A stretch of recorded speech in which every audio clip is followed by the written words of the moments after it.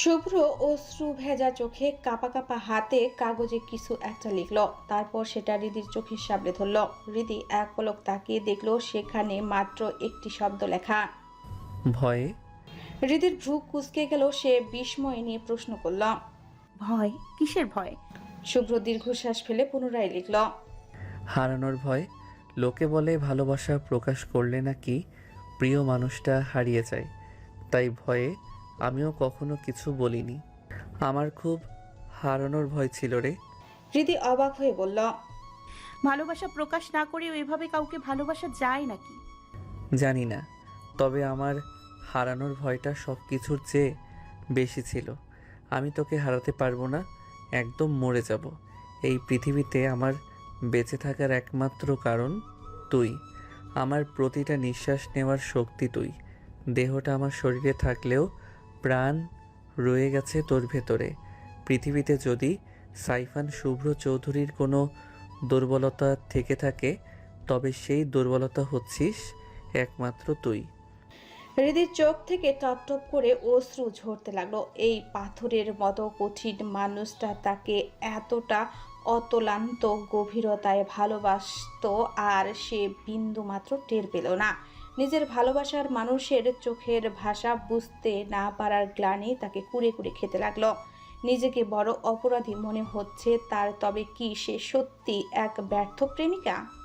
হৃদি আর নিজেকে সামলাতে পারল না। সে আছড়ে পড়ল শুভ্রের বুকে, দু হাতে তাকে পেছন করে জড়িয়ে ধরে ফুপিয়ে কেঁদে উঠল।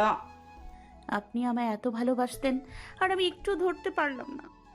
কেন আমি আগে আপনার মনের হদিস পেলাম না? শুভ্র নিজের সমস্ত আকুলতা দিয়ে হৃদিকে জাপটে ধরল। গলার ক্ষত থেকে চিনচিন ব্যথাটা যেন আজ মধুর মনে হচ্ছে। সে হৃদির চুলে মুখ গুজে বড় বড় শ্বাস নিতে থাকলো। হৃদির উষ্ণ অশ্রু শুভ্রের বুক ভিজিয়ে দিচ্ছে, কিন্তু সেই সিক্ততায় আজ কোনো দহন নেই, আছে এক অদ্ভুত প্রশান্তি। রুমের নিস্তব্ধতাকে ছাপিয়ে শুধু হৃদির কান্নার শব্দ আর শুভ্রের হৃৎস্পন্দনের ধুকভুকানি শোনা যাচ্ছে। শুভ্র চোখ বুজে অনুভবে ডুব দিল। তার মনে হলো আজ যেন সে তার হারিয়ে যাওয়া প্রাণটা ফিরে পেল। হৃদিকে বুকের সাথে আরও একটু চেপে ধরে সে নিঃশব্দে জানিয়ে দিল এই আশ্রয়টুকুর জন্যই সে আজন্ম তৃষ্ণার্ত ছিল। সময়ের চাকা ঘুরে কেটে গেল 20 দিন। শুভ্রকে মাসখানেক হাসপাতালে থাকতে হয়নি। 5 দিনের মাথাতেই তাকে বাড়িতে ফিরিয়ে আনা হয়েছে। এখন সে পুরোপুরি সুস্থ, তেজি দীপ্ত, সেই আগের শুভ্র। হৃদি অবশ্য তাদের বাড়িতে আছে, তবে মাঝে মধ্যে এসে শুভ্রকে দেখে গেছে আর ফোনে নিয়মিত খবর নিয়েছে। তাদের দুজনের মাঝে ভালোবাসার অথৈথ সাগর থাকলেও সেই চিরচেনা ঝগড়াটা এক চুলো কমেনি। শুভ্র এবং আগের চেয়েও বেশি দস্যি হয়ে উঠেছে। মেয়েদের মতো খুনসুটি বিষয় নিয়ে হৃদির সাথে ঝগড়া বাঁধায়। হৃদির অবশ্য মন্দ লাগে না, সে যেন প্রতিদিন নতুন করে এক অন্য শুভ্রকে আবিষ্কার করছে। সকাল 10টা। শুভ্র পরিপাটি হয়ে নিচে নামলো। পরনে ধবধবে সাদা প্যান্ট আর মিলেমিশে কালো প্যান্ট, কবজিতে ফিতার একটি কালো ঘড়ি, চোখে সানগ্লাস। শার্টের উপরের দুটো বোতাম খোলা রেখে সে আপন মনে হাতা ফোল্ড করতে করতে বাইরের দিকে যাচ্ছিল। ঠিক তখনই শুভ্রা এক বয়াম আচার নিয়ে চটপট করে খেতে খেতে রান্নাঘর থেকে বেরিয়ে এলো। শুভ্রকে এই অবতারে দেখে সে একটা লম্বা শীষ বাজিয়ে পাকা হেসে বলে উঠল। ও, কোথায় যাওয়া হচ্ছে ব্রো? রিভার সাথে বুঝি ডেটে যাওয়া হচ্ছে? বলি একটু কমিয়ে প্রেম করো ব্রো, না হলে বিয়ের পর তো প্রেম করে কোনো মজাই পাবে না। শুভ্র থেমে শুভ্রার দিকে তাকালো। তার ভ্রু কুঁচকে একাকার। হোয়াট? রিভা? রিভা আবার কে? শুভ্রা আচারের বয়াম থেকে একটা আমসত্ত্ব মুখে পুরে নির্বিকার ভাবে বলল।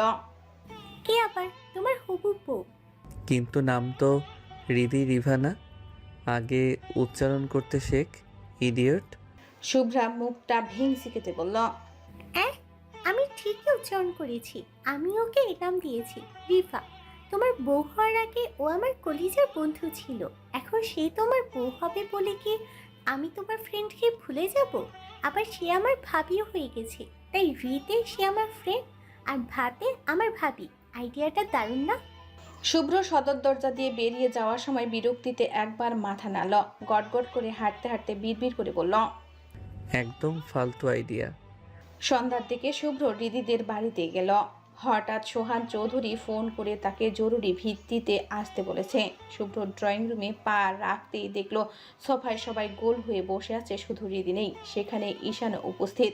সবাই বেশ হাসি খুশি মনে আড্ডা দিচ্ছে। শুভ্রকে দেখা মাত্রই ইমন চিৎকার করে উঠল। ওই তো ভাইয়া এসে গেছে। শুভ্র কিছুই বুঝতে পারল না তাকে এভাবে হুট করে ডাকার কারণ কি। ঠিক তখনই সিঁড়ির দিকে নজর যেতেই তার হৃৎস্পন্দন এক মুহূর্তের জন্য থমকে গেল। শুভ্রা একটা টকটকে গোলাপি রঙের শাড়ি পরিয়ে রিদিকে সিঁড়ি দিয়ে ধরে ধরে নিচে নামিয়ে আনছে। রিদি লজ্জায় মাথা নিচু করে রেখেছে। গোলাপি রঙের কাতান শাড়ি, বাম হাত ভর্তি ম্যাচিং রেশমি চুড়ি, গলায় একটা চমৎকার নেকলেস, কপালে ছোট পাথরের সাদা টিপ আর চোখে গাঢ় কাজল যেন তার মায়াবী রূপকে কয়েক গুণ বাড়িয়ে দিয়েছে। ঠোঁটে হালকা গোলাপি লিপস্টিক আর মাথায় আলতো করে শাড়ির আঁচল টানা। শুভ্র এক দৃষ্টিতে তাকিয়ে তার মনে হলো আসমান থেকে কোনো গোলাপি পরী নয়, বরং আস্ত এক নতুন বউ এই মাত্র তার সামনে এসে দাঁড়িয়েছে। শুভ্রের চোখের পলক পড়ছে না, এই রূপ যে তার হার্টবিট বাড়িয়ে দেওয়ার জন্য যথেষ্ট। রিদি নিচে নেমে সবার প্রথম সোহান চৌধুরীকে সালাম করল। সোহান চৌধুরী পরম মমতায় তার মাথায় হাত রেখে দোয়া করে বললেন, সুখী হমা। রিদি এবার সহনা চৌধুরীকে সালাম করতে গেলে তিনি রিদির কাঁধ ধরে তাকে সোজা করে দাঁড় করালেন। তারপর আদুরি ভঙ্গিতে রিদির থুতনিতে হাত ছুঁয়ে বললেন, মাশাল্লাহ, মেয়ে তো নয় যেন সাক্ষাৎ পরী। জানিস মা, আমি সব সময় মনে মনে চাইতাম ঠিক তোর মতো একটা পরী বউ যেন আমার ছেলের ঘরে আসে। আল্লাহ আমার মনের আশা পূরণ করেছেন, আলহামদুলিল্লাহ। রিদি লজ্জায় আরো বেশি মাথা নিচু করে ফেলল। সোহান চৌধুরী এবার শুভ্রকে হাতের ইশারায় ডাকলেন, কিরে, ওইখানে মূর্তির মতো দাঁড়িয়ে থাকবি নাকি এদিকে আসবি? শুভ্র ধীর পায়ে সবার মাঝখানে এগিয়ে এলো এবং হৃদির ঠিক পাশেই গিয়ে দাঁড়ালো। শুভ্রা এই সুযোগে তার ফোন বের করে টপাটপ কয়েকটা তাদের দুজনের ছবি তুলে নিল। ঈশান পাশ থেকে উকি দিয়ে শুভ্রার ফোনের ছবিগুলো দেখে নাক সিটকে বলল, ধুর, ছবিগুলো একদমই ভালো হচ্ছে না। এটা কোনো স্টাইল হলো রিদি? একদিকে আচ্ছা, এটা কোনো স্টাইল হলো? রিদি একদিকে আর বস অন্যদিকে, দুজনকে একদম গা ঘেঁষে দাঁড় করিয়ে ছবি তুলতে হবে। শুভ্রা আফসোস করে বলল, আমার ভাই আবার ছবি তুলবে, এই যে লুকিয়ে কয়েকটা তুললাম, এটাই আমার ভাগ্য। ঈশান আশ্বস্ত করে বলল, আগে বড়দের কথাবার্তা শেষ হোক, তখন না হয় সুযোগ বুঝে তুলে নিও। ভাইয়া তো পোজ দিয়ে ছবি তুলবে না। সেটা আমার উপর ছেড়ে দাও। আচ্ছা, ছেড়েই দিলাম। সোহান চৌধুরী ইকবাল এহসানের দিকে তাকিয়ে হাসি মুখে বললেন, তো ইকবাল, কথা তো অনেক হলো, এখন আমরা দিন তারিখটা চূড়ান্ত করে ফেলতে চাচ্ছি, তুমি কি বলো? শুভ্রের মাথায় তখনও কিছুই ঢুকলো না যে আসলে এখানে কি হচ্ছে। সে আর চোখে বারবার রিদিকে দেখছে যে মেয়েটা সত্যি একদম নতুন বইয়ের মতো লজ্জায় মাথা নিচু করে আড়ষ্ট হয়ে আছে। শুভ্রের এই দ্বিধাগ্রস্ত অবস্থা দেখে ঈশান একটু ঝুঁকে তার কানে ফিসফিস করে বলল, আপনার বিয়ের পাকাপাকির কথা চলছে বস, বুঝছেন? এবার এখন নতুন জামাইয়ের মতো ওই পাশের সোফায় গিয়ে একটু ভদ্র হয়ে মাথা নিচু করে বসে থাকেন তো। শুভ্রের কাছে পুরো ব্যাপারটা এবার পরিষ্কার হলো। তাহলে এই কারণেই আজ তাকে হুট করে ডাকা। শুভ্র মুহূর্তেই ঈশানের কাঁধে হাতে ভর দিয়ে বেশ আয়েশি আর অদ্ভুত এক ভঙ্গিতে দাঁড়িয়ে বলল, তোমার কি মনে হয় আমি এসব ফালতু ঢং আর লজ্জার অভিনয় করব? ঈশান হাসতে হাসতে বলল, করতে হয় বস এসব নিয়ম, শুধু তাই না, বিয়ের দিন তো আপনাকে শরমের অভিনয় করে মুখে রুমাল দিয়ে আসতে হবে। শুভ্র চরম বিরক্ত নিয়ে নাক সিটকে বলল, ছে, কি ফালতু কথা। অবশেষে সব জল্পনা কল্পনার অবসান ঘটিয়ে শুভ্র আর রিদির বিয়ের দিনক্ষণ ঠিক করা হলো। অক্টোবরের 2 তারিখ বার শুক্রবার তাদের বিয়ে, আর 1 তারিখ বৃহস্পতিবার গায়ে হলুদ। দীর্ঘ প্রতীক্ষা আর মান অভিমানের পর দু পরিবারে এখন শুধু খুশির আমেজ। হৃদির মনে আনন্দের বন্যা বয়ে যাচ্ছে। সে ভাবছে কত সুন্দর ভাগ্য তার, যাকে সে নিজের অজান্তেই মন প্রাণ উজাড় করে ভালোবেসেছে, সেই মানুষটাও তাকে ঠিক ততটাই ভালোবেসেছে। আর মাত্র কিছুদিন তারপর সে এক নতুন হৃদি হয়ে শুভ্রের চিরস্থায়ী সঙ্গিনী হিসেবে তার জীবনে প্রবেশ করবে। হৃদি লজ্জা মাখা মুখেই একবার শুভ্রের দিকে তাকালো, দেখলো শুভ্র তখন ঈশানের কাঁধে হাত দিয়ে তার দিকেই অপলক তাকিয়ে আছে। হৃদিকে তাকাতে দেখে শুভ্র মুহূর্তেই ভ্রু নাচিয়ে চোখ মারল। হৃদির সাথে সাথে লজ্জায় চোখ নামিয়ে নিল। বাড়ির সকলে খুশিতে মেতে উঠেছে, একে অপরকে মিষ্টি খাওয়াতে লাগলো। সোহান চৌধুরী আর ইকবাল এহসান একে অপরকে বুকে জড়িয়ে ধরলেন। এসব দেখে হৃদি আর নিজেকে ঠিক রাখতে পারল না। লজ্জায় শাড়ির কুচি ধরে দৌড়ে সিঁড়ি বেয়ে দ্রুত নিজের ঘরের দিকে চলে গেল। তার এমন কাণ্ড দেখে বাড়ির সবাই হু হু করে হেসে উঠল। হৃদির পেছন পেছন শুভ্রও যেতে চাইল, কিন্তু ঠিক তখনই ঈশান শুভ্রের হাত টেনে ধরে বলল, বস কোথায় যাচ্ছেন? চলুন অফিসে, একটা ইম্পর্টেন্ট মিটিং আছে। শুভ্র যাওয়ার জন্য ছটফট করতে করতে দাঁতের দাঁত চেপে পড়ল। রাখ তোর মিটিং, ভাই আমায় এখন যেতে দে। শুভ্রের অন্য হাতটা ইমন টেনে ধরল। সে বেশ মজা নিয়ে বলল, মিটিং না ব্রো, চলো আমরা বরং কয়েকদিনের জন্য দেশের বাইরে চলে যাই। শুভ্র এবার বেশ ভালোভাবে বুঝতে পারলো যে এই দুটা মিলে তাকে ইচ্ছে করে আটকে রাখছে আর মজা নিচ্ছে। সে আর নিজেকে সামলাতে না পেরে অসহায় স্বরে বলে উঠল, আল্লাহর ওয়াস্তে বলছি, আমি আর কোনো দিন মিটিং করব না, আর না কখনো বাইরে যাওয়ার বাহানা করব। বিয়ের পর একদম বউয়ের শাড়ির আঁচল ধরে বাড়িতে বসে থাকবো। তাও বলছি, এখন অন্তত আমাকে ছাড়। শুভ্রের মুখে এমন বউ পাগল টাইপ কথা শুনে উপস্থিত সবাই হাসিতে ফেটে পড়ল। ঈশান আর ইমন তবুও ছাড়ছে না। তারা যেন আজ শুভ্রকে এক মুহূর্তের জন্য হৃদির কাছে ভিড়তে দিবে না বলে কসম খেয়েছে। শুভ্রা হাসতে হাসতে সাহেরা চৌধুরীর দিকে তাকিয়ে বলল, আম্মু, এখন কি সেই নিয়মটা নেই যে বরকনের বিয়ে ঠিক হলে বিয়ের আগে তারা একে অপরকে দেখতে পারে না? সাহেরা চৌধুরী মেয়ের ইশারা বুঝে নিয়ে গম্ভীর হওয়ার ভান করে বললেন। কে বলেছে নেই? অবশ্যই আছে। শুভ্রা এবার শুভ্রের দিকে আঙ্গুল তুলে বলল, তাহলে ভাইয়া যে দিবার সাথে দেখা করতে যাচ্ছে? সাহেরা চৌধুরীর দিকে তাকে শুভ্রা অলক্ষ্যে একটা চোখ টিপল, যার মানে সে পুরোপুরি মজা নিচ্ছে। সাহেরা চৌধুরীও মিথ্যা রাগ দেখিয়ে শুভ্রের দিকে তাকিয়ে কড়া স্বরে বললেন, খবরদার শুভ্র, বিয়ের আগে তুই রিধির আশেপাশেও যাবি না। শুভ্র একদম চুনের মতো মুখ করে ফেলল। তাকে দেখে এখন মনে হচ্ছে এক ভোলা ভোলা কাঠবিড়ালি যে তার গাছে উঠতে পেরেছে ঠিকই, কিন্তু প্রিয় ফলের লাগাল পাচ্ছে না। শুভ্র মুহূর্তে বিরক্ত নিয়ে বলে উঠল, তোমরা সবাই আমার সাথে ইচ্ছে করে এসব করছো। তোমরা এত ভালো অভিনয় করতে পারো কিভাবে? কিছুদিন আগেও সবাই মিলে দারুণ নাটক করলে। তোমাদের কাণ্ড দেখে তো আমার জি বাংলা আর ইস্টার জলসার কথা মনে পড়ে যাচ্ছে। নাটকের কথা বললেন বস, আমরা কেন এত নাটক করলাম কারণটা কি জানতে চান আপনি? ঈশানের মুখ থেকে হুট করে এই নাটকের কথা শুনে শুভ্র মুহূর্তের মধ্যে পাথরের মতো গম্ভীর হয়ে গেল। তার চোয়াল শক্ত হয়ে এলো, চোখের মণি দুটো তীক্ষ্ণ হয়ে বিঁধল ঈশানের উপর। সে একদম নিরেট আর গম্ভীর সুরে বলল, হ্যাঁ, জানতে চাই কেন আমার সাথে সবাই এমন নাটক করলে? এত কষ্ট দেওয়ার কারণটা কি? শুভ্রের গলার স্বরে এক ধরনের চাপা হাহাকার আর তীব্র অভিমান মিশে আছে। যে কষ্টটা সে গত কয়েকদিন ধরে তিলে তিলে সইছে, সেটা যেন আগ্নেয়গিরির মতো ফেটে বের হতে চাইছে। সে শুধু নির্বিকার হয়ে সবার মুখের দিকে তাকাচ্ছে উত্তরের আশায়। তার বুকটা ঢিপ ঢিপ করছে। ঈশান এবার রহস্যময় এক হাসি হাসল। সে শুভ্রের একদম কাছে এগিয়ে সে রক্তিম কণ্ঠে বলল, কারণটা জানার পর নিজেকে ধরে রাখতে পারবেন তো? কথাটা শুনে শুভ্রের ভ্রু কুঁচকে একাকার হয়ে গেল। এই লুকোচুরি আর হেয়ালি তার এখন আর এক বিন্দু সহ্য হচ্ছে না। তার ধৈর্যের বাঁধ ভেঙে যাচ্ছে। সে ঈশানের একদম মুখোমুখি দাঁড়িয়ে দাঁতে দাঁত চেপে ফেটে পড়ল। এত ঘুরিয়ে পেঁচিয়ে না বলে সোজা সাপটা বলো। ঈশান এবার একটু দীর্ঘশ্বাস ফেলে স্থির দৃষ্টিতে শুভ্রের দিকে তাকালো। তার কণ্ঠে যেন এক গভীর রহস্যের টান। সে শান্ত স্বরে বলল, কি আর করার, তাহলে তো একটু অতীতে যেতেই হয়। চলুন আপনাকে অতীতটা শুনিয়ে আসি। অতীত। সেদিন দরজার ওপাশে সাহেরা চৌধুরী আর হৃদি আর কাউকে না, স্বয়ং সোহান চৌধুরীকে দাঁড়িয়ে থাকতে দেখে দুজনের রক্ত হিম হয়ে এলো। তার চোখে মুখে আগ্নেয়গিরির মতো রাগ।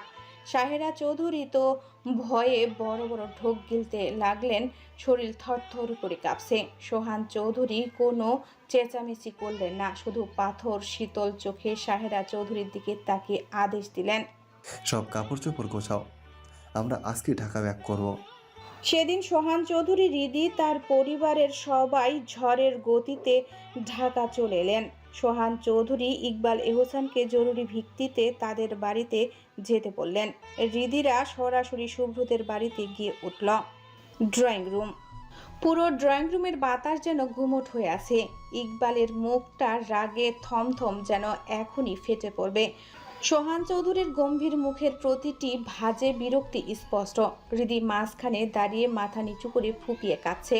সোহান চৌধুরী এরই মধ্যে সব সত্যিটা ইকবাল এহসানের কাছে ফাঁস করে দিয়েছেন। সব শুনে ইকবাল এহসান আগুনের মতো হৃদির উপর ফেটে পড়লেন। কিছুক্ষণ পর তিনি ধীর পায়ে হৃদির সামনে গিয়ে সরাসরি প্রশ্ন ছুড়লেন, তোর আর শুভ্রের সম্পর্ক কি? বাবার এমন প্রশ্নে হৃদি আতঙ্কে কেঁপে উঠল। তার কান্নার বেগ আরো বেড়ে গেল, কিন্তু গলা দিয়ে কোনো স্বর বের হলো না। ইকবাল হোসেন এবার গগন বিদারী এক ধমক দিয়ে বললেন, কথা কানে যায় না, কি বলছিস? শুভ্রের সাথে তোর সম্পর্ক কি? জবাব দে। হৃদির কান্নার বেগ এবার বাঁধ ভাঙল। তার কান্নার শব্দে ড্রয়িং রুমের গুমোট বাতাস যেন আরো ভারী হয়ে উঠল। সে কি বলবে, কিভাবে শুরু করবে, কিছুই ভেবে পাচ্ছে না। হৃদির এই নীরবতা ইকবাল এহসানের রাগকে আরো উস্কে দিল। তিনি এবার দাঁতে দাঁত চেপে চরম এক হুমকি ছুড়ে দিলেন, সত্যি বলবি নাকি তোর বাবার মরা মুখ দেখতে চাস? কথাটা শোনা মাত্রই হৃদি আতঙ্কে শিউরে উঠল। তার কলিজাটা যেন কেউ নিষ্ঠুরভাবে মুচড়ে দিল। বাবার মুখ থেকে এমন কথা শোনার পর সে আর চুপ থাকতে পারল না। বুকের ভেতরের জমানো পাহাড় সমান পাথরটা সরিয়ে সে অনেক কষ্টে সাহস সঞ্চার করলো। আর কতকাল লুকাবে এই সত্যি? আর যা হওয়ার হোক, সে মাথা তুলে অস্পষ্ট সুরে কিন্তু স্পষ্ট গলায় বলল, আমি শুভ্র ভাইকে ভালোবাসি। কথাটা শেষ হওয়ার আগেই ড্রয়িং রুমের এক প্রলয়কারী শব্দ শোনা গেল। ঠাস! ইকবাল এহসানের হাতের প্রচণ্ড থাপ্পড়টা হৃদির নরম গালে গিয়ে লাগলো।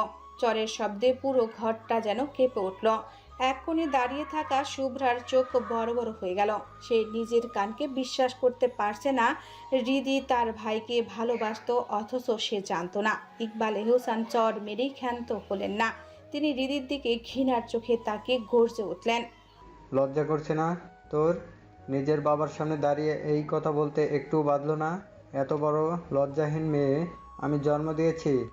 হৃদি তখন ব্যথায় আর অপমানে ভেঙে পড়ছিলেন, কিন্তু তার চোখে এখন এক অদ্ভুত দৃঢ়তা। সে কাঁদতে কাঁদতেই ভেজা গলায় বলল, আপু, সত্যি কথা বলতে লজ্জা পেতে নেই। তোমরা আমার কাছে সত্যিটা জানতে চেয়েছো, আমি আজ শুধু সত্যিটাই বলেছি। হ্যাঁ আব্বু, আমি শুভ্র ভাইকে অনেক ভালোবাসি।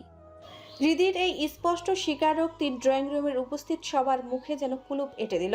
রাবেয়া হোসেন হন্তদন্ত হয়ে এগিয়ে এলেন। তিনি হৃদির কাঁধ দুটো সজোরে ঝাঁকিয়ে আর্তনাদ করে উঠলেন, ভালোবাসিস মানে? পাগল হয়ে গিয়েছিস তুই? কি আবোল তাবোল বলছিস এসব? হৃদি তখনও টলমল চোখে মায়ের দিকে তাকিয়ে ধীর স্থির কণ্ঠে বলল, আমি আবোল তাবোল বলছি না আম্মু, আমি সত্যি শুভ্র ভাইকে ভালোবাসি। চুপ!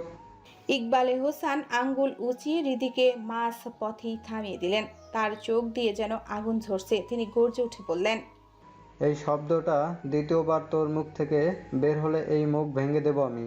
তোর মামা যে আত্মীয়তার মধ্যে আত্মীয়তা পছন্দ করেন না, সেটা জানা সত্ত্বেও এই কথা বলতে তোর লজ্জা করছে না?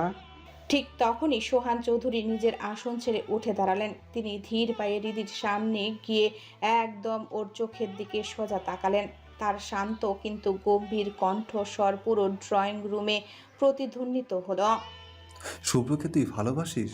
সত্যিটা কি এটুকুই, নাকি এর চেয়েও বড় কোনো সত্যি আছে?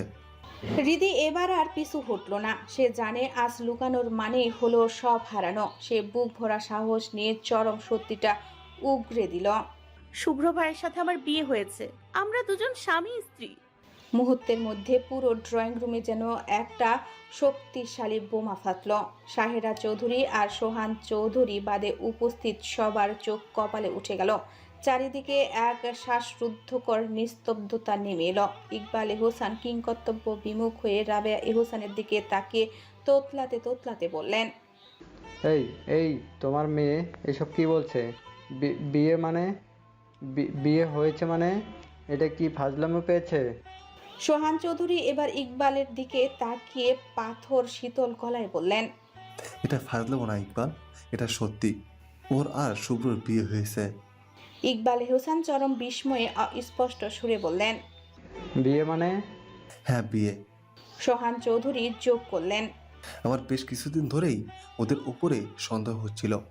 সেদিন আমি বুঝে নিয়েছি এদের সম্পর্ক শুধু ভাই বোনের মধ্যে সীমাবদ্ধ নেই, এর আড়ালে আরও গভীর কিছু লুকানো আছে।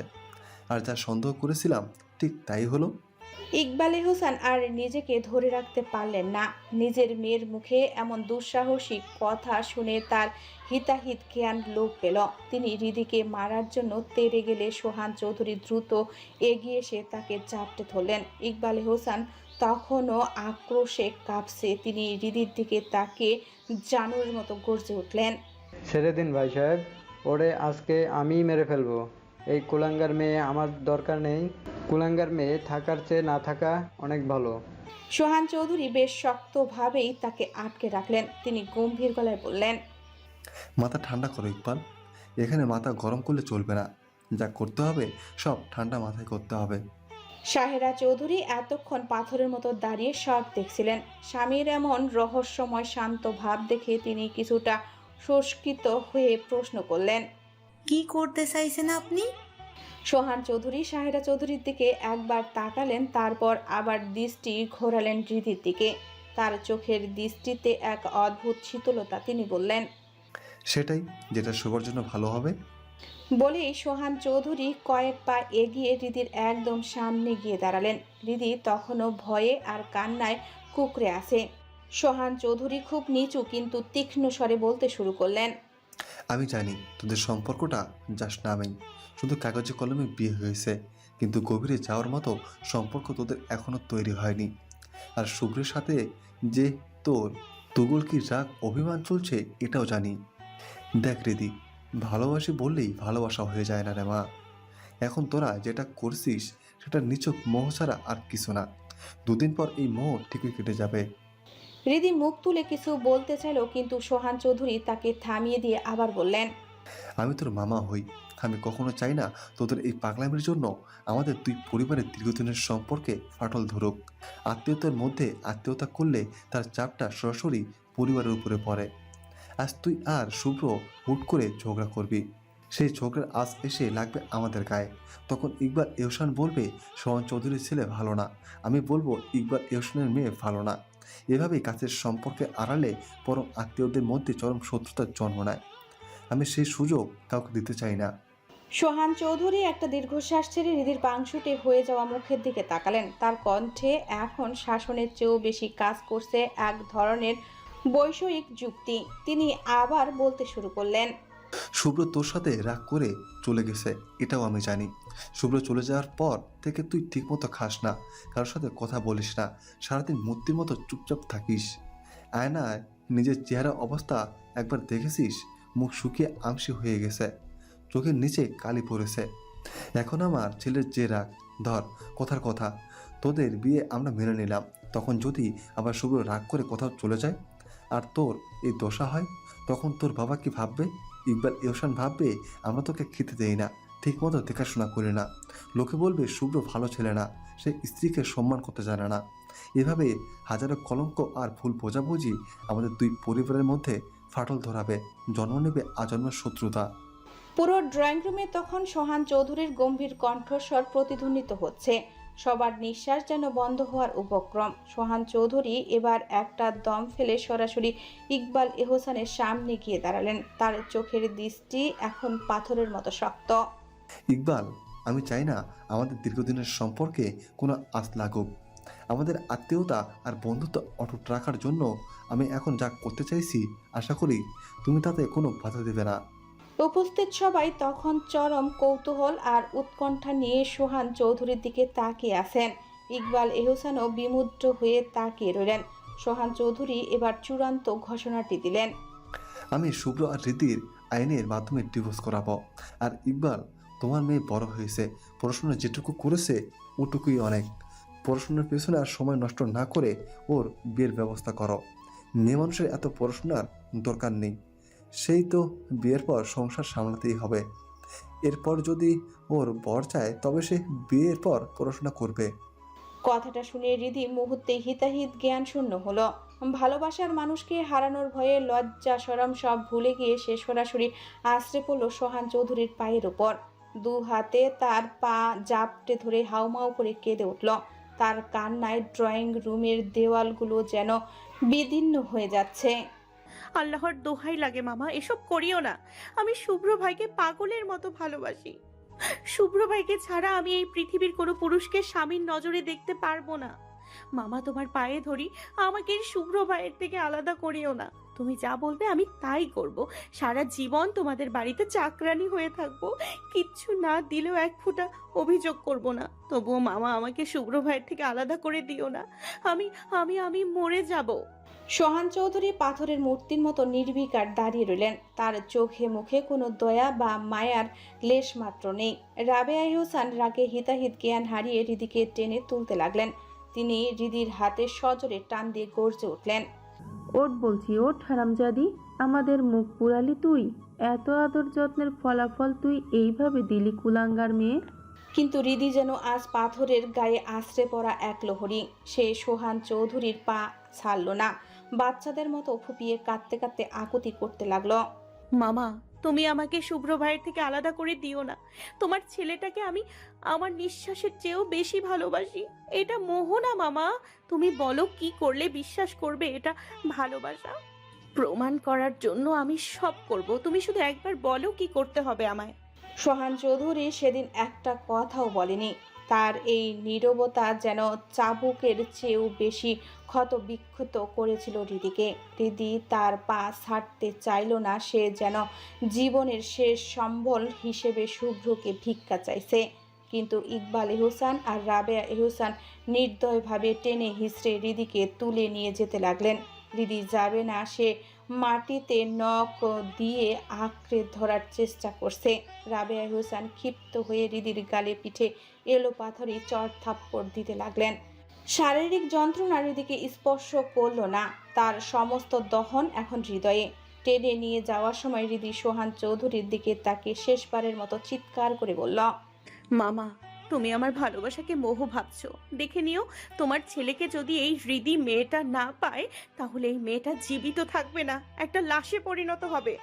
অতীত 5 দিন কেটে গেছে। এই 5 দিন হৃদিকে রুমের 4 দেওয়ালের বাইরে এক কদমও বের হতে দেওয়া হয়নি। হাত থেকে ফোনটা কেড়ে নিয়ে তাকে একদম দুনিয়া থেকে বিচ্ছিন্ন করে রাখা হয়েছে। খাওয়ার সময় দরজার ওপাশে থালা রেখে আসা হয়। কেবল টিকে থাকার তাগিদে হৃদি 2-1 লোকমা মুখে দিয়ে কোনো মতে প্রাণটা ধরে রাখছে।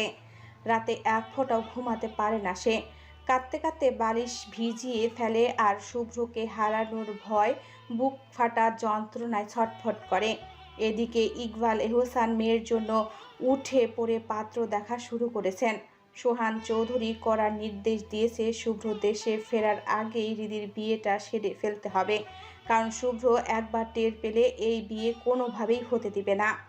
বিকেলের দিকে সোহান চৌধুরী, সাহেরা চৌধুরী আর শুভ্রাকে নিয়ে হৃদিদের বাড়িতে হাজির হলেন।